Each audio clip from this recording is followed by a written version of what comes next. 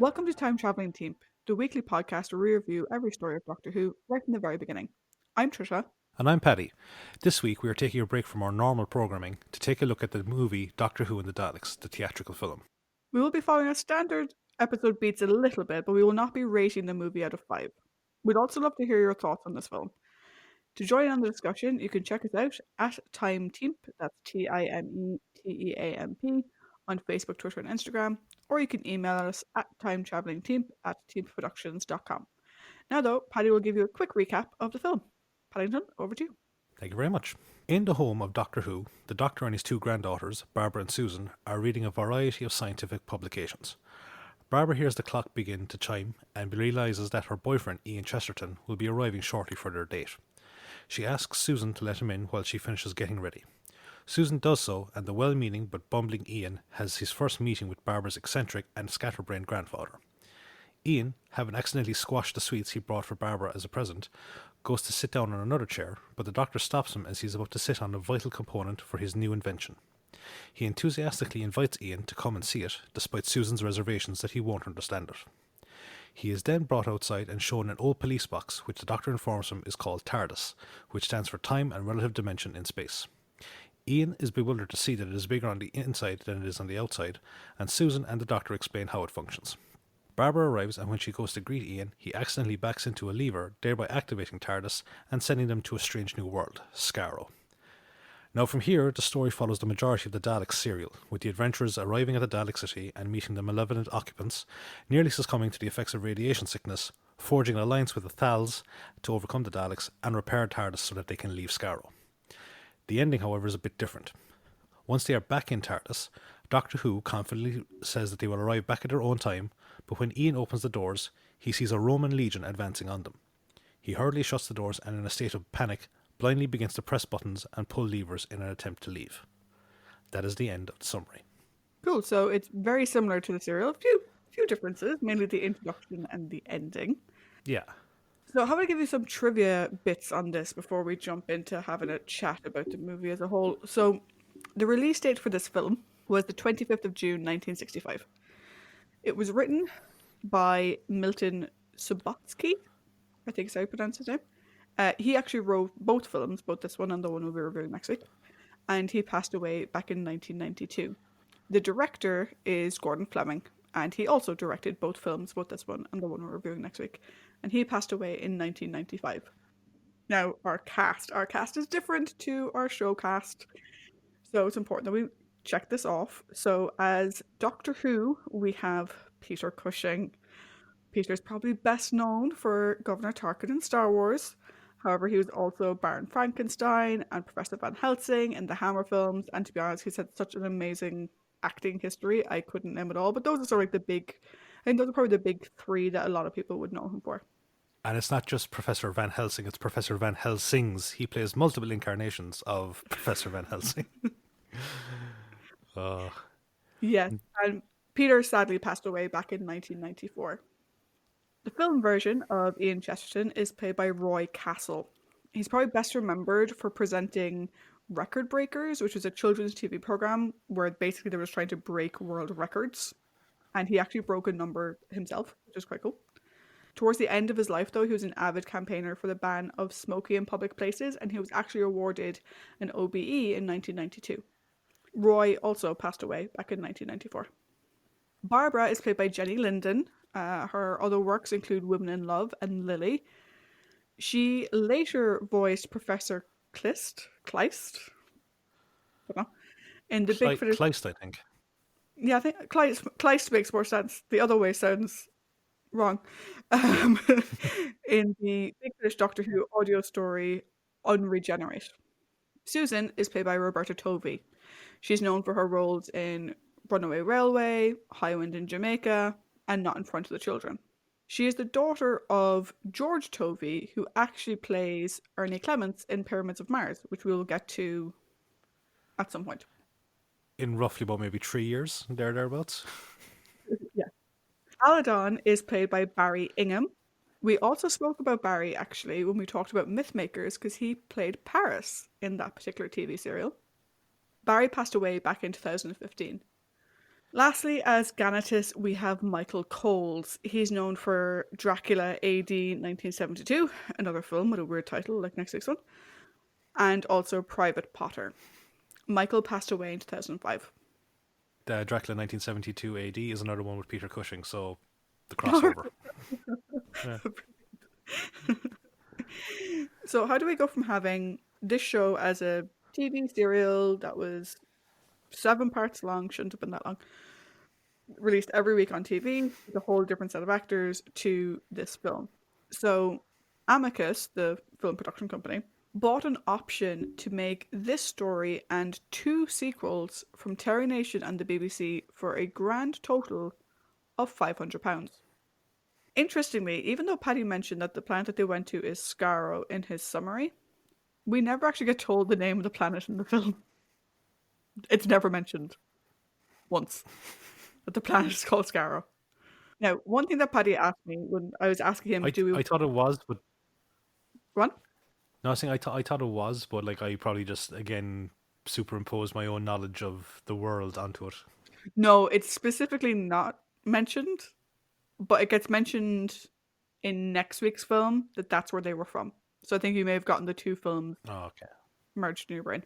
Now, one thing that Paddy asked me when I said, do we want to do a little bit of trivia for this rambling, was, can you please find out why they use the War Machines type weapon rather than the standard Dalek weaponry?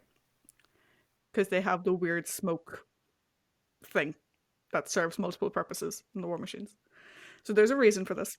There's several, actually. The first reason is that they couldn't do the pause-neg effect on film. So in the TV serial, when someone gets hit with a Dalek or hit by a Dalek, the screen changes like pause neg, pause neg, pause neg to give the idea of like a ray hitting them or something like that, right? Couldn't do that in the color version on film. They didn't have the money to add a ray or a laser as a visual effect, so that went out the window. They were considering using flamethrowers, but this was vetoed because they thought it would scare children and it was deemed to be incredibly dangerous to have on set. So in the end, they went in the other direction and went with fire extinguishers, which is essentially what those things are. It's death by fire extinguisher. No, can you refresh my memory in terms of the release date? Did this come out before or after The Chase? After, I believe. So this came out in All right. June 1965. I think The Chase had come out by then. Because they were using some of the Daleks from The Chase, so. And just kind of going with the thing of using flamethrowers was considered too scary for children, yet the mechanoids use them as their weapons in The Chase. Yeah, But then again, I suppose it's for a more global audience. yeah, it's also like the Daleks are a bit more mobile than mechanoids. Do you know? True. Maybe. Who knows? One thing that I noticed, and I remembered, it may have been actually our friends over in Half Measures, Dan and Paul, they reviewed this film a number of months ago at this point. And I think it was Paul mentioned the little, I call them the speech lights, it's the little lights on top of the Dalek, that they were out of sync. And I was watching the film and I had forgotten that someone had mentioned that previously. And I got really confused when the Daleks were talking. So it wasn't just Paul, it wasn't just me. The speech lights, as I call them, I don't know if they have an actual name, they were done completely incorrectly in the film. Right, because I have it in my notes that these Daleks, they're very polite. They have their hazard lights on the whole time. Yeah, no, that wasn't intentional. Your man just didn't know that he was doing it wrong. Poor bastard. The last thing is I couldn't find a reason for this, and if someone out there knows the reason, please like tweet us or message us and let us know. I don't know why they refer to the ship as just TARDIS rather than the TARDIS. I have a feeling that my own internal headcanon is that because Doctor Who in this one is just a human inventor. He drops the because it's singular as opposed to now granted, like if it's the name of the ship, you would think it's not called let's get to Millennium Falcon. It Yeah, just doesn't have the same ring without the. it's the something or other. Also, Yeah. who calls their ship, you know, if you're saying that, like, oh, TARDIS is uh not anagram, what's the other word? Acronym. Is it acronym? For Yeah. time and relative dimensions in space. Well, if you're going to take time and relative dimensions in space and make it into a name for an inanimate object that in the film doesn't have a personality, right? Surely the word the should come in front of it. The one thing throughout the film there was like, we need to get back to TARDIS. I'm like, it just sounds uncomfortable in your mouth. To say it without the word the.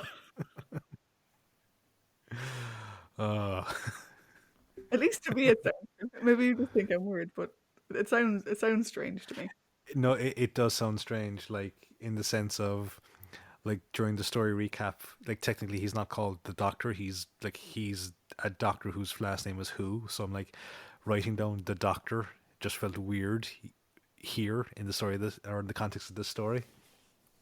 Yeah, and like actually, I think we've discussed this before. The way we usually do our notes is Paddy does all his notes first because he's way more prepared than I am, and then I essentially go in and I scan the headings. And I don't read his actual notes, but I scan the headings to make sure I have all the key characters that Paddy wants to discuss. It saves me having to think of them later on, which is great. But I noticed that in your notes, you have him down as like in where you got your like character notes, you have him Yeah. down as the Doctor.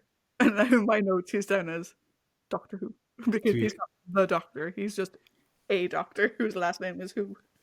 to be fair, that's a bit of laziness on my part because I basically just copied the template we have or that I have for like the story summary and all my notes, and it's just like it already had Ian and Barbara and Susan. I was like, eh. Okay. Well, speaking of Ian and Barbara and Susan, should we go on to talk about the characters a little bit? Yeah, we should. So, I think what we'll do is we'll stick to our normal process. So we talk about the Doctor first, then the companions, along with the story-based companions, and then we'll go on to the villains. Cool stuff. So we have Doctor So, Who.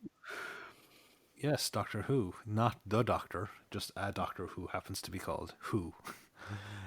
So, do you want to go first, or will I go first? I'll go first. The first thing I had in my notes was like, if Hartnell was Yoda, Hmm. then Cushing is like Kermit in the way that he walks, Yeah, he does walk very kind of. crossed with Big Bird. Yeah, it's very kind of a weird bow-legged walk. It was the first thing that came to mind because, obviously a key thing for us was obviously the whole personality of Hartnell's Doctor. Yeah. And we could kind of boil it down to Yoda. It was sort of the way we boiled it down. And he had his Yoda moments. And the only thing I could think of when looking at Peter Cushing was, this is Kermit. Well, hello everyone. Yeah, exactly. Um, Doctor Who is a very different man from the Doctor, though. Oh, Um, absolutely. while he's a little bit scatterbrained in terms Hmm. of not always paying attention to things, he's way more caring and affectionate. Like the scatterbrained thing is just scatterbrained. It's not being rude or, you know, disregarding something or He, someone. It's just scatterbrained. his scatterbrained phase reminded me like of a cross between Gandalf post-resurrection and Tootles, the Lost Boy from Hook. In that sort of like wait, yes, that's who I. Yes, I am that person. Thank you for noticing. And then clearly, he's lost his marbles. Yeah. There was no deliberate kidnapping of people. That is good. It was purely an accident. Mm-hmm. And while yes, he did lie about the fluid link, the wink that he gives to Susan Like, there's a big difference between him and Susan kind of going, Ira, let's go for a look in the city. Yeah. These two are scared. Sure, fuck it, it'll be fine. And those two sort of conspiring together for a bit of fun. And what happened in the serial, which was the first Doctor being a dick Pretty much. and lying to It's not. everybody, including Susan. Yeah, because like, it's not so much a my way or the highway in this sort of regards thing. It's like, isn't this just a grand old adventure that we're on? Yeah. And there was also like immediate remorse. I think even more so than, because we said in the serial that like the Doctor felt remorseful after the fact, but I think Doctor Who, it was immediate. Do you know? It was Yeah. like, oh shit, I done fucked up. And like, there was no humming and hawing over it. It was just, no, I made it up. Forget it. Let's move on. Yeah. I'm really sorry. Don't think about that anymore. One thing that I did think was really interesting about Doctor Who, and I wanted to get your opinion on this. Yeah. So, in the serial, Ian is the one who fake kidnaps the female Thal in order to antagonize Aladon into fighting and agreeing then that the Thals should fight the Daleks. In the film, while yes, Ian is the one who takes her away, it's the Doctor's idea.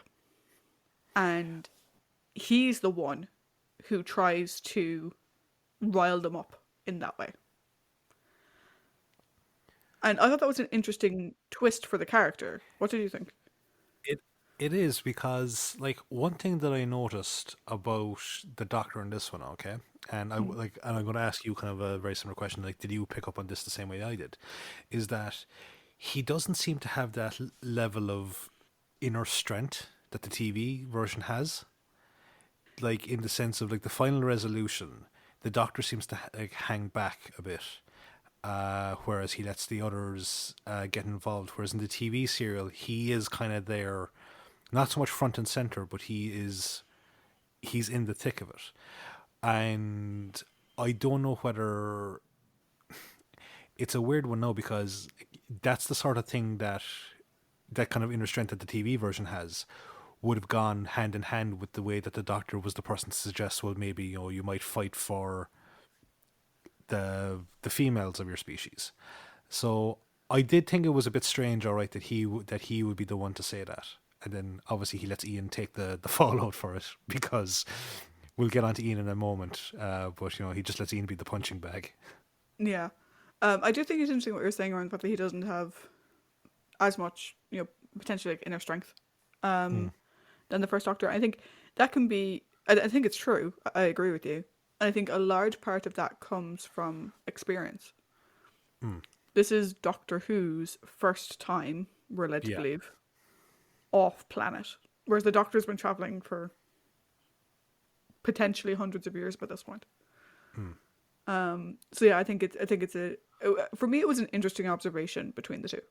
absolutely. Like it's like in a weird kind of multiverse type of thing. Like you'd love to see like the two of them meet and just kind of get like see their appraisals of each other. I think that would be kind of funny. Yeah. I'd love to know what William Hartnell's thoughts were on the two movies, if there is such a mention of it in like either a biography or some interview. Yeah, I didn't see anything noted in like IMDb or the wiki, the TARDIS wiki or normal Wikipedia. I didn't see anything mentioned there, but and usually they would mention those types of things, but it might be like maybe in a book or something. The last note I had on Doctor Who is I love his relationship with Susan. Yeah, Point of clarification, right? Susan in this is like what, 11, 11, 12. as opposed to the teenager that she is in the serial, and they have such a cute dynamic. It's adorable. Only because I watched it very recently. It reminds me of like Professor Quirk and Lucy Pevensey from the Chronicles of Narnia movies. Yeah, really, and like there's clearly a lot of love between them. Clearly, the two of them, they have a lot in common, and they're just a granddad and his grandkid. Do you know? Which I loved because obviously we meet the Doctor and Susan in the TV show. And they've been traveling for a while. They've also been settled on Earth for a couple of weeks/months. And, we don't know how that travel started, but I like to think that the dynamic we see between Doctor Who and Susan is similar to what the Doctor and Susan would have had when she was that age. Yeah. Do you know that Yeah. Yeah. in the TV show there has to be a reason why he chose her to travel with him. Do you know? And so I like to think that maybe Well, once upon a time they had this science, dynamic friendship between them. in recent years, there's been a whole heap of theories as to why Susan was with the Doctor at the start, and as we go on in time, we might discuss those. But now is not the time. I have one final note about the Doctor in this one, and it's more in relation to Peter Cushing. How fucking tall is Peter Cushing? Because, right, when I was first introduced to Peter Cushing, it was Grand Moff Tarkin. Yeah. Now, he spent an awful lot of that movie being stood next to Darth Vader, and as we all know, David Prowse was an incredibly tall fucking person. But he never, Peter Cushing never felt like a tall person.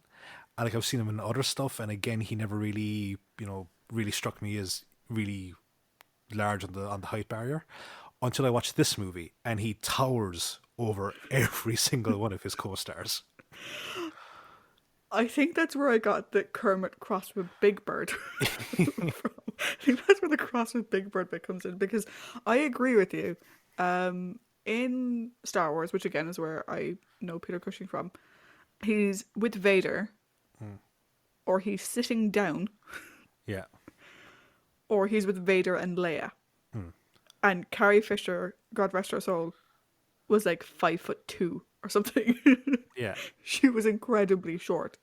So it's very hard to get scale when your two sort of balances are David Prowse, again, God rest him, who was a giant, and Carrie Fisher, who was incredibly short. So yeah, I don't know if he's incredibly tall. We probably should have looked it up. Yeah, because it reminds me of that John Cleese, Ronnie Barker, and Ronnie Corbett sketch where they're each like representative of a class. And like Ronnie Corbett, of course, he's so small and wee you could put him in your pocket, and then John Cleese is like you could hang a light bulb off him. But yeah, so Peter Cushing is incredibly tall in this, and that's even with his little bandy legs sticking out at weird angles.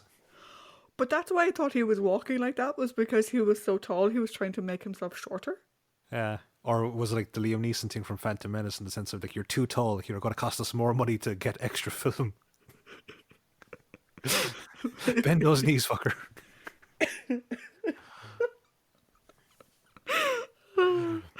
Maybe. Did you have any other comments on the Doctor? No, that was pretty much it. That was pretty much it. Okay, on to our companions. So we have our classic trio, our original trio, Ian, Barbara, and Susan. Then we have the Thals. We'll get to them in a little bit. Who do you want to do first? So I have my thing of Ian, Barbara, and Susan in that order. So I would. I Start stole off my with Ian. notes from you, so I am also in that order. Cool. So, Ian. The character of Ian Chesterton in this presentation is entirely fictitious. No identification with the actual person should be inferred. At all. Ever. No. That was the immediate thought that came into my head. I have to put up that disclaimer that they put up at the end of every single fucking movie that's ever been made. In that Ian in this one is like, he is the most bumbling, incompetent, like, just like almost Urkel, like, did I do that type character. Like, it's just complete night and day compared with the William Russell version.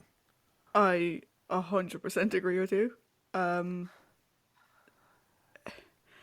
Like, you know that you're off to a bad start when he's first introduced by him knocking on the door too vigorously so that when Susan opens it, he crashes into the coat stand. Yeah, and like, I think you and I may have discussed this in private before. I am not a fan of awkward TV.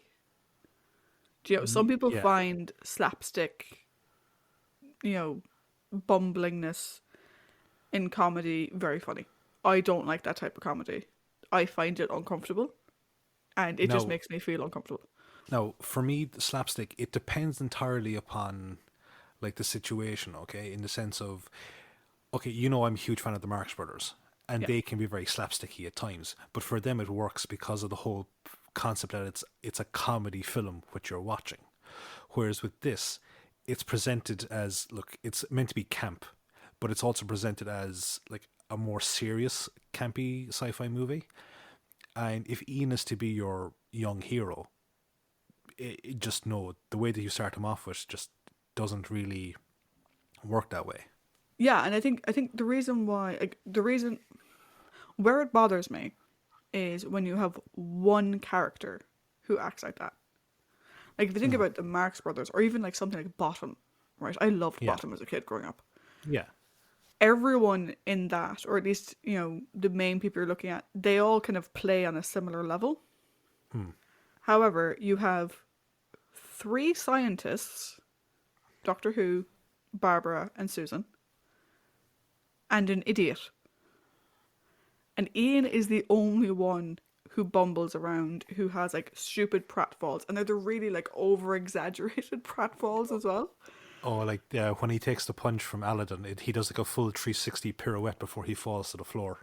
Yeah, and I don't like it. I don't like Ian being stupid. I don't like Ian being clumsy. They took everything that made Ian Ian Hmm. and completely removed it. And the worst is, you can't even say that it's a caricature of Ian, because I think I would have liked it more had he been, you know, over the top bravado. Had he been a Yeah. bit like, oh, what the fuck is his name from Futurama? Oh, Zap Brannigan. Yeah. Had they done Ian as Zach Brannigan, I actually probably would have preferred it more. Yeah. Do you know?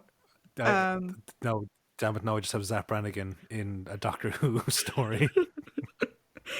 but like this Ian, he's clumsy, he's weak, he's cowardly, is the one thing that really, like, as we were going through it, like, when they're going, we have to go over the mountain and through the marsh and, Hmm. you know, down to the woods or whatever.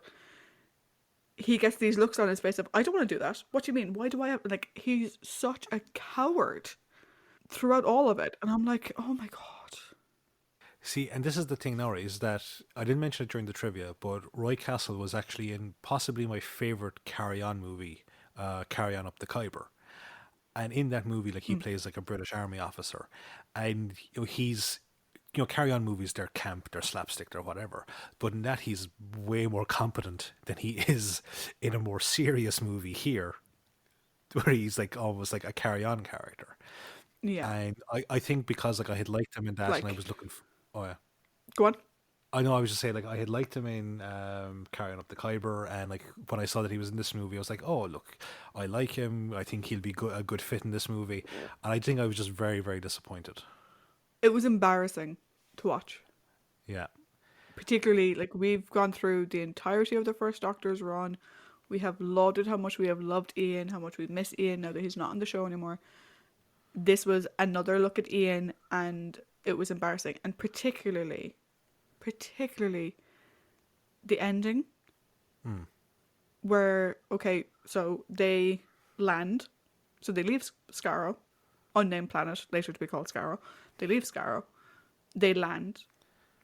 Ian opens the doors, and there's like a Roman column coming towards them a or Roman something. Legion, and it's done in the worst. Like the footage is done so bad that it looks like the TARDIS is actually really small, and Yeah, the Roman soldiers are about to stand on them. yeah. That doesn't bother me, right? That's Yeah. weird, right? But it was also the 60s, right? So that doesn't bother me too much. What bothers me though is that Ian slams the door shut and then runs around the TARDIS being like, did you see, oh my God, I have to show you. And like, he's turning dials to try and get the monitor to come on. Can't fix the monitor. So he turns dials, he pushes forward the levers that makes the TARDIS dematerialize. He pulls it back, he twists the knobs a bit more, and he pushes forward the levers again. He does this like 3 fucking times. He could have moved them to God only knows where, and Yeah. then God only knows where again, and then God only knows where again. And it's like, it's so stupid because he knows that pushing the lever makes them move. And it's like, what are you doing? And like it's like the only competent parts of the movie where he seems competent later on. It's just again, it's you get the impression that it's just incredible luck on his part. Yeah. There was one bit where I thought they He redeemed himself a tiny bit. And then it completely gets shot to shit, like 2 minutes later when they have Susan making fun of him. But when the bomb countdown is nearing 1, or nearing 0 rather, and Doctor Who is like, or Barbara, someone shouts at him to stop the bomb. Oh yeah, it's the Doctor, And or Doctor Who shouts at him to. yeah, and he screams at the Daleks to get them all to turn around and fire at him, and then he hits the ground. That is probably the most Ian thing he did in the entire fucking thing. And like I said, it gets completely undone when, not 5 minutes later, Susan makes fun of him for wearing the cloak that the Thals give him. And then he has the bumbling, stupid bit with the Roman Legion. Yeah, it was fairly bad. Yeah. So, will we move on down the list? Yeah, so we have Barbara Who. No, really, Barbara Who, because Yeah. who the fuck was this person? So I have one note about this, right? In that Barbara in this movie comes across to me like if the Doctor and Susan didn't have to leave 1963, if they had actually stayed there for a couple of years, Yeah. and Susan had become like a mature, kind of like a mature young lady about town. And it has just become like, again, kind of doing the Chronicles of Narnia thing of where like she gets so caught up in being a grown up and like, you know, the real world that she forgets all about, you know, where she's come from and where they can go and all this type of stuff. And that's about it. For the rest of the movie, for me anyway, she's a complete non-entity. Like, she does little to nothing in the story, and she says even less. Yeah. I'm actually half tempted to go look up the script, because I think she has maybe 5 sentences in the entire film. She has one thing, all right, and she has one word line where she says Dalek to get the Dalek's attention, and then she throws the mud in his eye stalk. And then, It's not mud this time, though, it's food. oh yeah, but well, you know, the substance, the Yeah. illegal substance in a otherwise not so fair fight. um, but I just, there's nothing really that you can say about her because she, again, it is a complete night and day comparison to the Barbara of the TV series. Yeah, and like, the only thing she did was blind the Dalek, which I think was done better in the show, because in the film, she uses food. Yeah, And I think Ian does as well.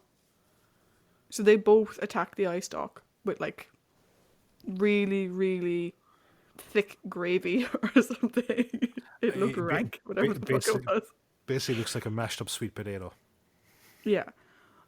Whereas I think in the TV series, it was better because without telling anybody, she was working away, getting all the dirt off their shoes. Just come up with a plan in her own head Yeah, without even discussing it with anybody. But like, that's the only thing that she did in the film that she also did in the show. They didn't give her her iconic introduction to the Daleks. no, Like, you imagine that they would have wanted to do a play on that scene. Nope, she didn't get that. They didn't give her her awesome Thal leggings, no. mainly because she started off in leggings, and they didn't do the romantic interest with Ganatus. Now, we'll get to Ganatus in a little bit, but like, they didn't bother doing that either. And she is such a non-entity, right? This is an interesting thing for you. I don't know if you Yeah, had this. On the Blu-ray, you know, like when you load up a DVD or a Blu-ray, you have the menu yeah, screen. And usually there's like a little clip of the film that will play in one corner, right? yeah. For this film, it was basically the theme tune playing with like small clips of each of the characters. Except Barbara. She didn't even get a mention in the fucking menu on the DVD. Oh, I think the only reason Barbara was in this film is because they needed a way to introduce a relatively young man to do the heavy lifting, and it would have been yeah, creepy if they'd had a grandfather, a relatively young man, and a little girl. So they needed to have someone of the young man's age to introduce him. yeah. That's the only reason why she's in the film. No, I'd agree with that. I know, I'd completely agree with that. Also, in terms of the stuff that they left out, she didn't get her awesome supported shotgun dropkick to a Dalek to send him careening across the floor. Or like the fight with Ian. Do you know her first fight with Ian? Which I'm sure, I mean, I can kind of excuse them not having it because in the film it makes no sense, but it leads into something that I'll get to in my overall around character development and stuff. But like, there's so much. Barbara was so amazing in the Daleks. Mm. Barbara Who is a non thing. I'm just thinking of like that Lionel Hutz from The Simpsons meme. You know, it's like there's Barbara and then there's Barbara shaking the head. Yeah. Will we move on to the final part of the Trinity? Yeah. So we have Susan. Now, I made reference way back when we did the Sensorites that this was the Matilda story we never ever got to see. Yeah. Here, this is definitely Matilda in space because she's like an 11-year-old super prodigy in the sense of like what is she reading when you first see her? Like she's reading like a book about quantum relativity, Yeah. and like she's a complete child heroine trope in this one, you know. In the sense of like she doesn't have that same reluctance to run back to the TARDIS to get the drugs that was left for them.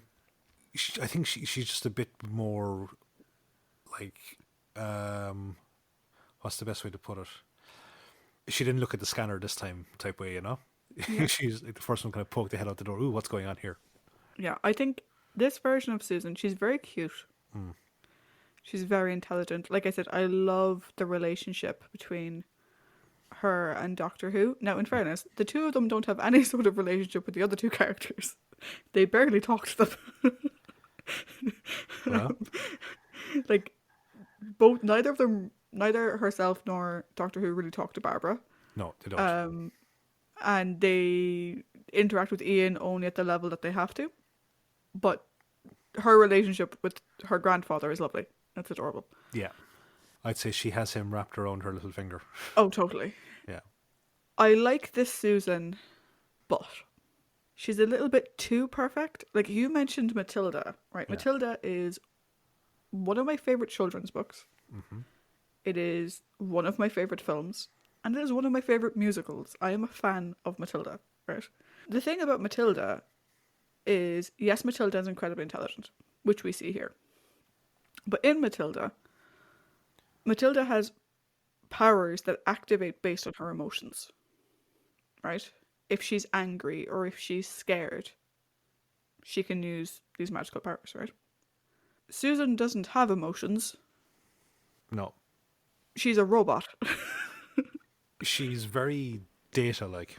Yeah, like you mentioned the fact that like she shows no fear going back into the forest. Even when Aladon taps her on the shoulder, she gasps a little bit. She's startled. But then inside TARDIS, she's like, "No, it was a person tapped me on the shoulder." There's no there's no freaking out, there's no nothing. When she deals with the Daleks, she just talks to them. She gets up and she walks away, and I'm like, okay, you're a little bit too perfect. Like you sort of get the feeling that like as adorable as the actress was, and apparently her and Peter Cushing got along really, really well. And apparently like he loved working with her. She's a child actor, and I get the sense that they were like, oh, don't be too frightened, and so she just read her lines. Yeah, like I think that's the one thing. As I said, I actually never thought of it on the flip side of it is that while she does come across as the child heroine trope, is that she is ridiculously brave. There is a not a complete lack of emotion, but there is a significant lack of emotion to make her when she's in peril. It's like she's going to get out of this somehow, isn't she? You know? Yeah, I mean, another comparison, like you made the Matilda comparison, another comparison is probably like Hermione Granger, right? Yes. So incredibly intelligent, incredibly capable. But again, Hermione shows her fears. And being brave, was being brave in the face of what? If you're not afraid of anything or if you're not overcoming anything, is that even bravery or is that just you just existing? You're just playing all the games on easy mode. Yeah. Like I said, I think she's cute and adorable, and I would be perfectly happy to see more of her. I just think, if we're looking from a character perspective, which is what you and I do, they could have added a little bit more of TV Susan, which would have been way more believable in an 11-year-old, Yeah. you know, being afraid to go on her own. Even just that would have been, I think, enough, you But know? yeah, because like, it's a very there was a very kind of a Frodo thing. It was like, I will take it, or I will do it. I will run out into the irradiated wilds of this planet to find a drug. Yeah. And I don't need 8 other fuckers to back me up on this one. I got this. Hey everyone, Dax got this.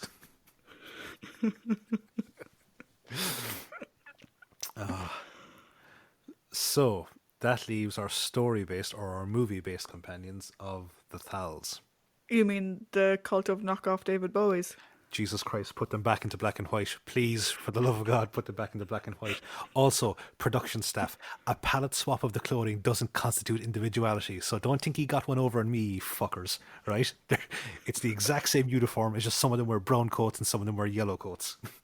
Also, one of them, do you like when they discover, when Doctor Who discovers like that they have mirrors? Holy shit. Did your one spend way too long looking in the mirror fixing her hair? Yeah, like for like that was the one thing that I was laughing at was that okay, your people are on the brink of starvation, your crop has failed, you're in a hostile area.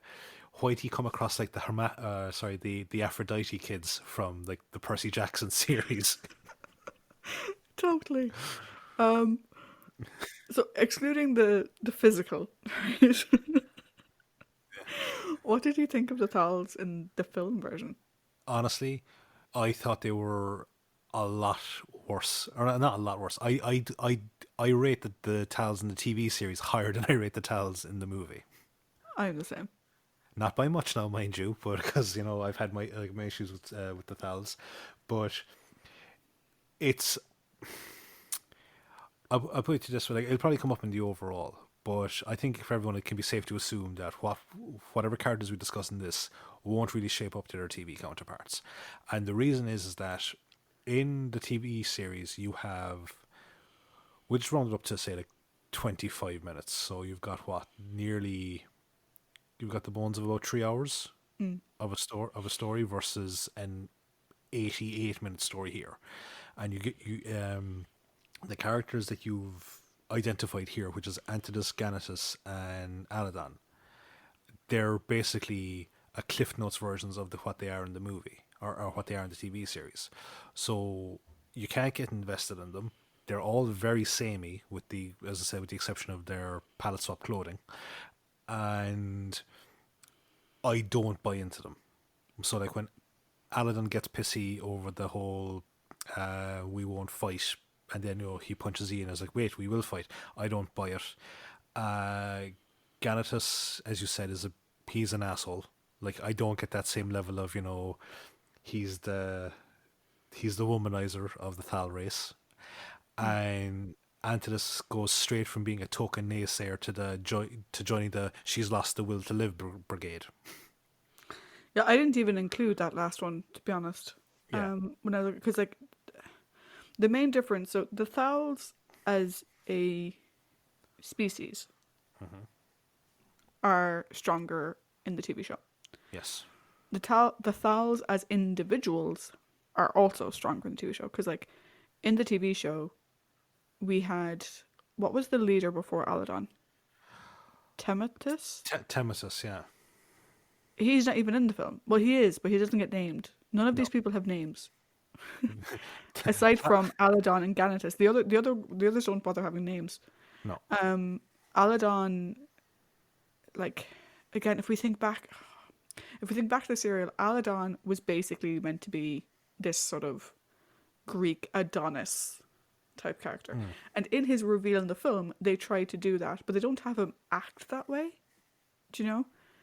He just seems a bit stupid, and because they didn't include the bit about how the Thals used to be fighters in the past, the whole you can be fighters again for a good cause thing doesn't really ring true, because from the film's perspective, these people have always been pacifists.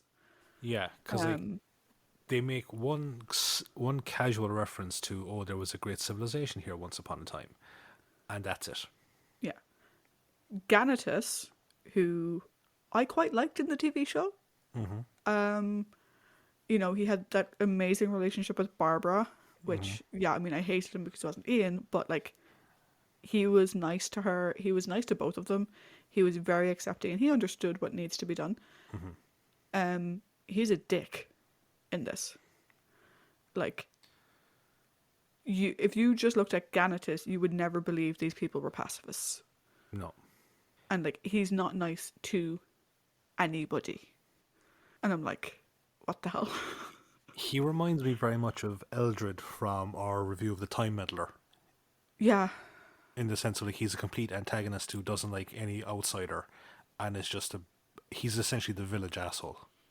yeah. Which is unfortunate because, as we mentioned in our rambling for Ian and Barbara, in the show, obviously Yeah. Barbara has a much different relationship with him, and so does Ian. He and Ian have some nice moments, and like they share leadership. Whereas like in the TV show, when they say like the Ian's going with him, like the look on his face of, "Are you fucking serious? I have to bring him with me? What the shit?" But like to the point where in some of the non-canon spin-off stuff, so books and extended media, they name their son after him. I think I can say with 100% confidence there is not a single child to come out of this relationship between this Ian and this Barbara. Oh god, I hope so. Like, to close off our sort of companions bit, the thing that I found possibly the most annoying is, so Ian is a scientist in the TV show. He's not a scientist in the film. That's okay. Right, we're going with a human-based doctor, so I can understand them not wanting it to be all sciencey, right? That's fine. Barbara, though, is a scientist in the film. We assume, because she Yeah. reads a book. But she does not do anything. Like, isn't it even Barbara who figured out the whole static electricity thing in the serial? Wasn't that Barbara who figured that out? Yes. Yeah, whereas here, it's mostly Doctor Who and Ian who figured it out. I was like, Yeah. why did you go to the effort of having her read a science book rather than a history book? And then never have her do anything science related for the entire film. I don't know. I honestly don't. Like there's so much about the character creation in this movie that I am kind of I'd love to get like a more comprehensive behind the scenes, telling of it, like someone's autobiography or even like a book about the making of it. Yeah. Shall we So talk about the Daleks? I think we should. And I don't have a huge pile of notes on them here, other than, as I said, they're very, nice in the sense that they keep their hazard lights going the whole time. Although that has now been dispelled by the the director not knowing what their purpose was. Also, they're very polite because when Barbara shouts out Dalek, it just goes yes, and then just. That one reminded me of that poor butler character from the fucking Tomb Raider games that you just victimize between all the missions. So my thing with the Daleks in the film, right, is I like the colored designs. I thought the design of them was actually really good. Yeah. They didn't look cheap. Like, even if you sort of skip ahead a decade and compare the Daleks in this film to the Daleks in like Genesis of the Daleks or something, Yeah. they look really good. Produce them. I think the color works really well. Their use of color on them was fantastic. What's their obsession with lava lamps? All They're throughout their city, lava lamps. Why? they just like them. I think like they just look at the colors. An interesting thing as well. I don't know if you picked up on this. That I don't think it came up in the original, and maybe have to rewatch it. But like in the film, they seem to hate the casing. because they Yeah. repeatedly say like, if we can solve this problem, we can leave these like wretched machines behind. We don't have to rely on them. I don't remember them saying that in the TV show. No, they're. I get the impression that in no, this is obviously we're talking about stuff that like we have foreknowledge of why the Daleks are the way they are, Mm. thanks to the genesis of the Daleks.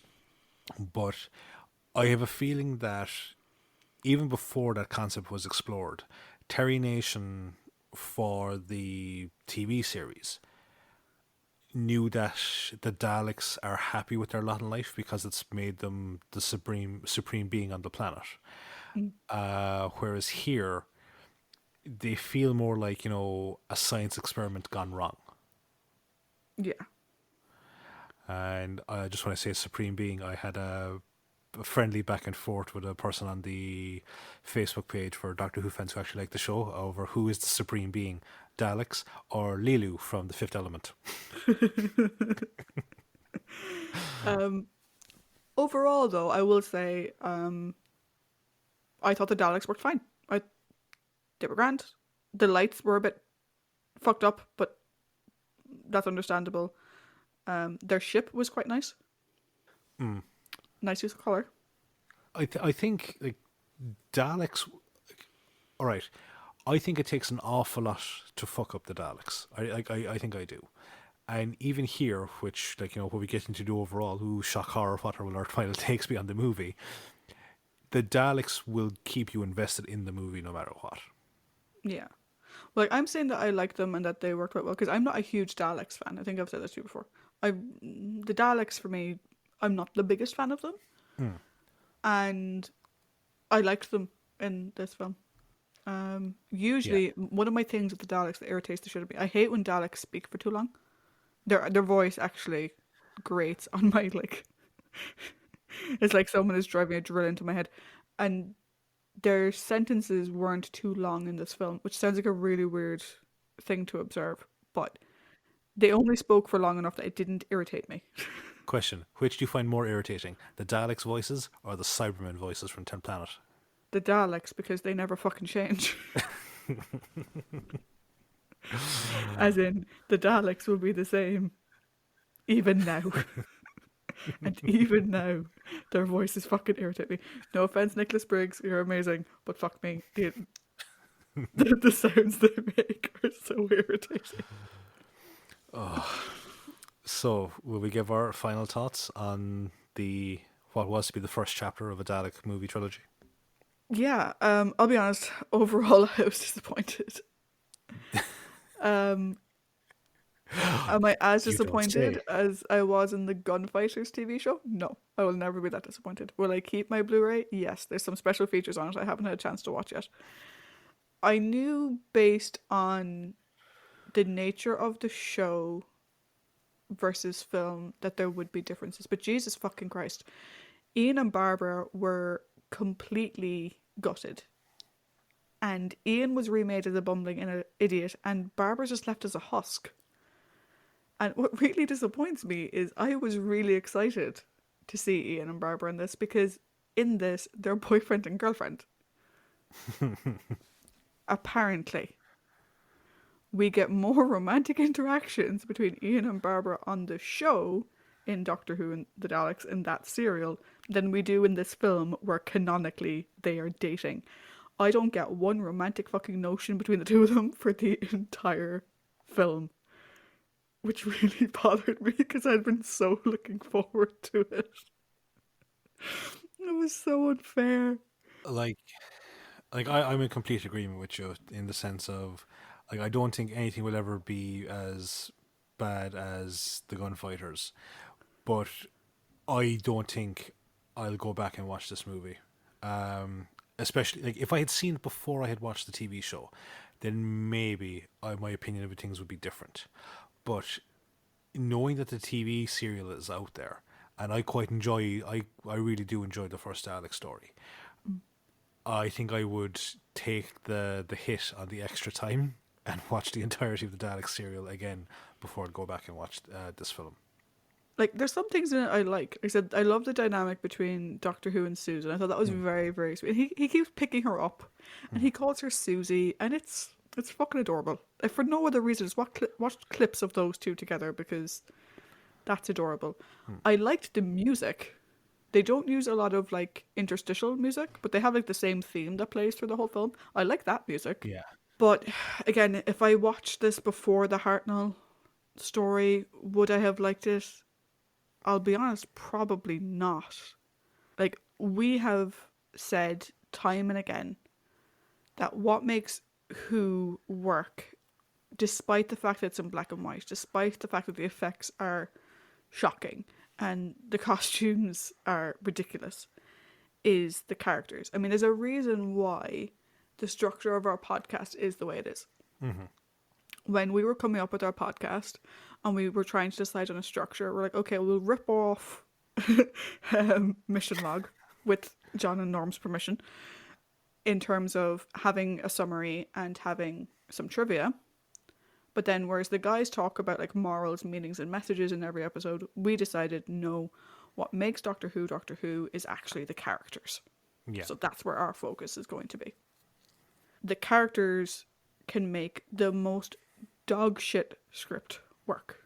The most terrible episode can be great if you have great characters. Again, I love the Web Planet because the characters in it were good. Right? This movie is beautiful to look at. It is phenomenal to look at. Right? Yeah. The way they designed the TARDIS correction, you know, as if it's like hand built. You know, there's none of the clean white wall. It's all these like handmade machines interconnecting with each other. That's fantastic. But the characters, there's nothing there. There's no character development. Ian starts off as a bumbling idiot. He ends as a bumbling idiot. Doctor Who starts off a little bit scatty-brained. He ends a little bit scatty-brained. Susan starts off as a robot and ends as a robot, and Barbara isn't there. And it's like, you're missing what it is to be Doctor Who. And I don't know if that's because they bought the story idea. They didn't buy the characters. Do you know?